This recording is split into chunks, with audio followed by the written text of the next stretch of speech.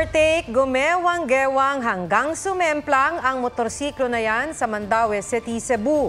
Tumama pa ito sa kasalubong na multicab. Gumulong at napaupo sa gilid ang rider. Saktong may ambulansya sa lugar, kaya natulungan siya. Mismo si First Lady Liza Araneta Marcos na ang nagsabing sinadya niyang isnabin si Vice President Sara Duterte sa ilang okasyon para iparating ang kanyang sama ng loob. Pero kahit bad shot na raw ang vice-presidente sa kanya, pwede pa rin daw maplansya ang relasyon nila. May report si Ivan Mayrina.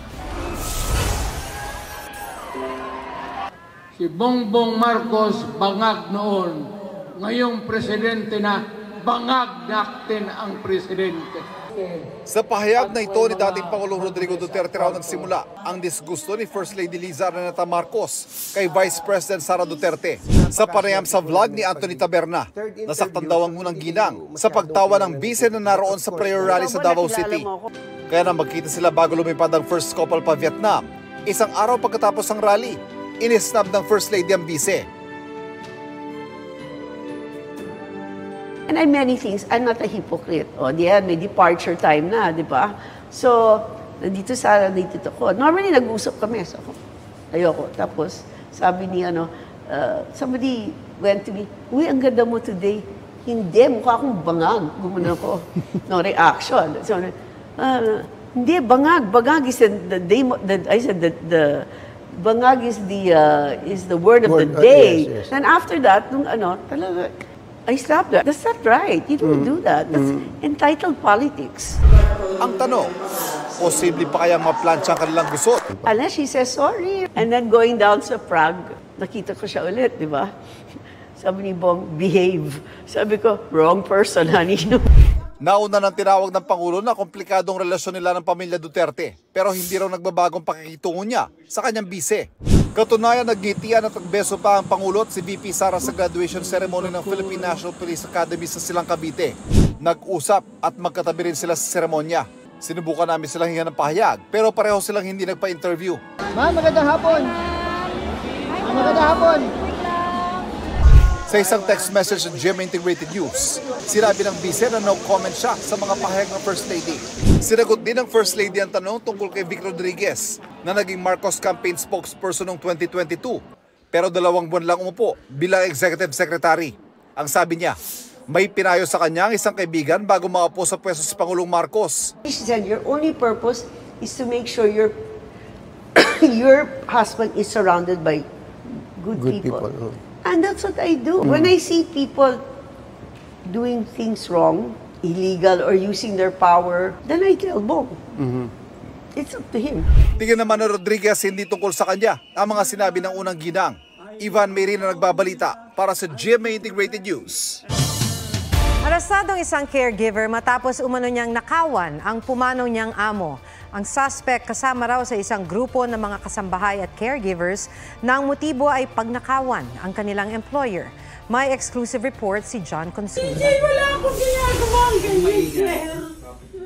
Inaresto ng NBI sa Santa Cruz, Manila ang caregiver na yan dahil umano sa pagdinakaw. Ang natangay umano niya, mahigit 5 milyong pisong halaga ng mga laman ng vault ng namayapa niyang amo. Kabilang daw sa mga nawala ang mga gintong bracelet, mamahaling relos, mga singsing na may precious gems at kwintas na may diamante. Dati na palang may 2 warrant of arrest ang suspect. May kasong theft and qualified theft itong katulong nila noong manakaraang panahon.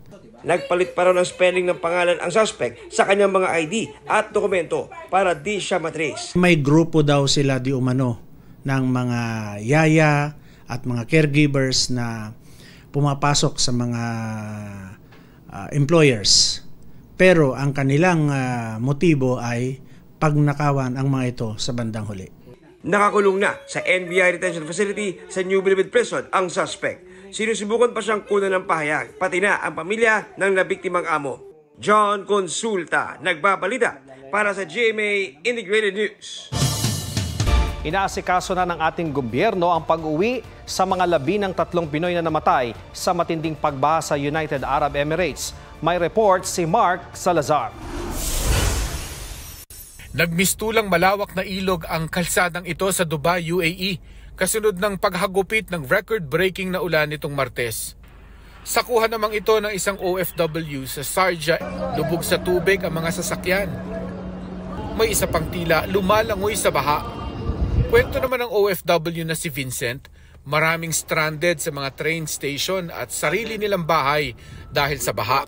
Yung mga mabababang parte ng Dubai is napakahirap po kasi lalo na po yung mga mabababang lugar. Marami ding sasakyan yung mga tumubog eh. Problema naman ng ilang OFW ang pagbabalik trabaho. May tubig pa rin sa loob ng mga establishmento gaya ng restaurant na ito. Ramdam din ang aberyang idinulot ng pagbaha sa Dubai International Airport. May mga flights pa rin na delayed o cancelled. Humupa na ang ulan at ang baha, pero may ilang bahagi pa rin na mayroong tubig. Ay around 650,000 ang OFW. But yung in terms of yung affected, nagsasagawa ng relief goods operation distribution ngayon.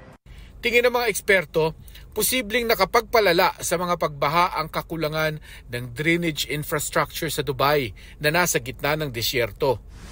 Sa gitna ng masungit na panahon, 3 OFW ang kabilang sa mga nasawi.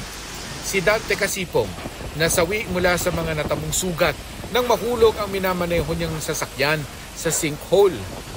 Umusok naman daw ang shuttle service ni Jenny Gamboa at Marjorie Saking at nasuffocate sila. As soon as we get clearance sa mga necessary documentation and requirements, immediately maililipad natin yan. Handa raw ang OWA na mag-repatriate ng gustong umuwi, pero wala naman daw nagpapasabing gusto nilang umuwi sa Pilipinas. Mark Salazar, nagpabalita para sa GMA Integrated News. Isang babae ang nabiktima raw ng punas tissue modus sa Batangas City. May report si Rafi Tima.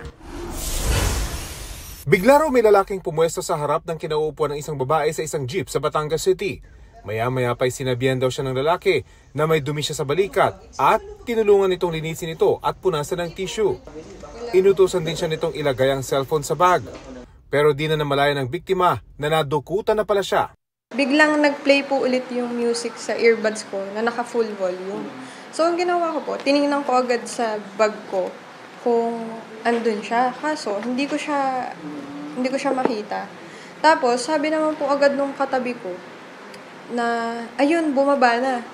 Bumaba ang suspect at saka lumipat sa ibang sasakyan.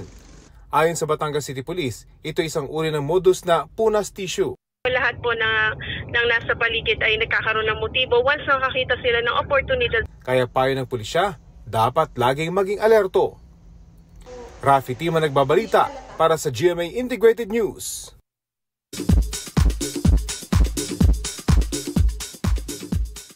Yasi Pressman at Angelica nagtapatan sa paseksihan sa bagong episode ng Black Rider. Global superstar Taylor Swift sinorpresa ang fans sa kanyang newest double album na The Tortured Poets Department.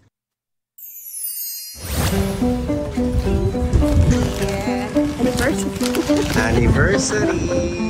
Comedy genius Michael V at Mrs. niyang si Caroline Bunagan may romantic yacht celebration para sa kanilang 30th wedding anniversary. Nelson Canlas nagbabalita para sa GMA Integrated News.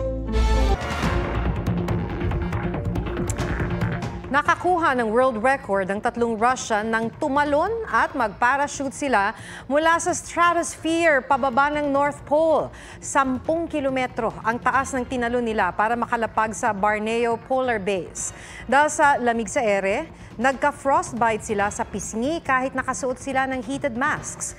Bukod sa pagkuha sa world record, layon din ng mission na makapag-set up ng prototype communication system sa Arctic region.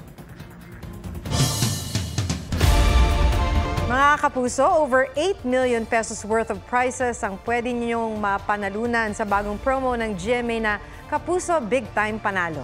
Bukod sa daily at weekly cash prizes, tig-1 milyon ang pwedeng mapanalunan ng isang lucky mamimili at isang sari-sari store owner. Bumili lang ng participating product at saka ipadala. Magsisimula ang sending ng entry sa April 27 hanggang July 5. Paalala lang po, mag-ingat sa fake news, fake Facebook accounts or scam texts. Tutok lang sa GMA o bumisita sa official Facebook page at microsite ng GMA Promos para sa complete mechanics at announcements.